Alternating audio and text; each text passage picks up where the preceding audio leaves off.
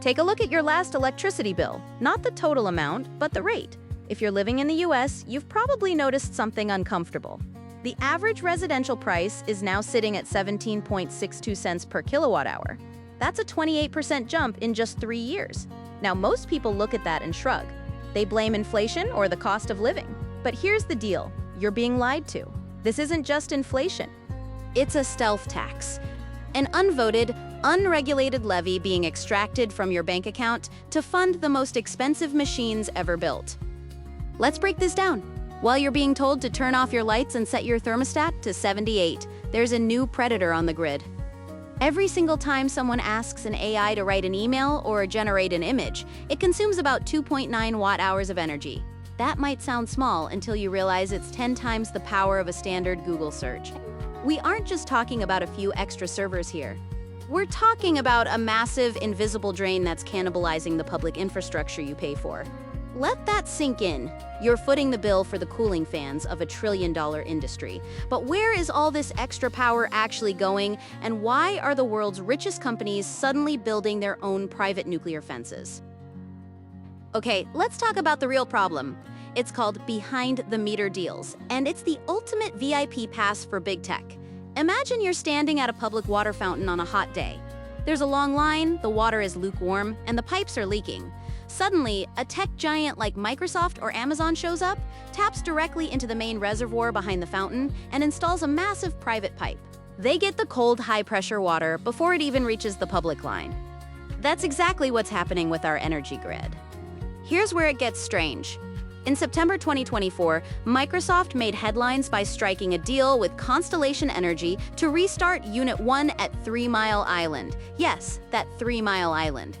They secured 835 megawatts of dedicated nuclear power. But here's the catch. That power isn't going to the public. It's a private power purchase agreement that bypasses the common grid entirely. Google is doing it with a fleet of small modular reactors, and Amazon is dropping $500 million into X-Energy to secure 5 gigawatts of private capacity. They're cutting the line at the power source, leaving the rest of us with the aging, high-maintenance leftovers. So if big tech is securing its own private power, who's left to pay for the trillion-dollar repairs on our crumbling public grid? You are? Now, this is the part I find wild. To understand the heist, you have to follow the money into the utility debt markets. Right now, utility companies are ramping up their borrowing to record levels. The average debt-to-equity ratio for these firms has climbed to 1.85. Why? Because they have to harden the grid to handle the massive, localized spikes from AI data centers. They're building high-voltage lines and backup gas plants specifically to keep the tech giants' algorithms running 24/7. And here's the kicker. When these utilities take on billions in debt to serve their biggest clients, they don't just eat that cost. They go to the regulators and ask for rate hikes. Since a family of 4 can't negotiate their power rates like Amazon can, guess who pays for that debt? You do? We are effectively witnessing a massive infrastructure subsidy. The middle class is paying higher monthly bills so that utility stocks like Constellation Energy can outperform the S&P 500 by a staggering 120%.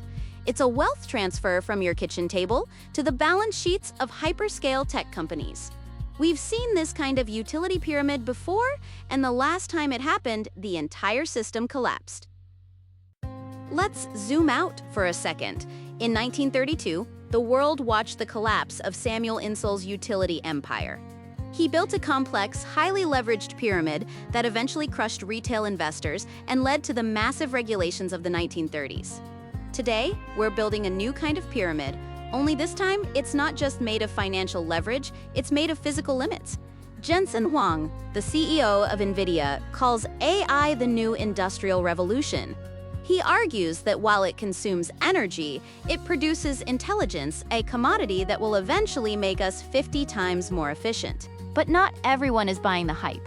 Mark Mills from the Manhattan Institute points out a cold, hard truth. The physics of AI doesn't care about your efficiency gains. LLMs require a level of constant energy density that wind and solar simply cannot provide. This is forcing a return to nuclear and gas, keeping energy prices structurally high for decades to come. We're caught in a clash between the digital dream of infinite intelligence and the physical reality of a strained grid. And honestly, This is the most interesting part of the whole story. We're gambling our financial stability on the hope that a breakthrough in fusion or modular reactors arrives before the public grid snaps.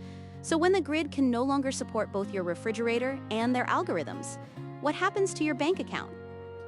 Here's the bottom line. The Department of Energy estimates it will cost $2.1 trillion just to modernize the US grid for this new era. That money isn't coming out of Silicon Valley's venture capital. It's coming out of your future, 1 kilowatt at a time.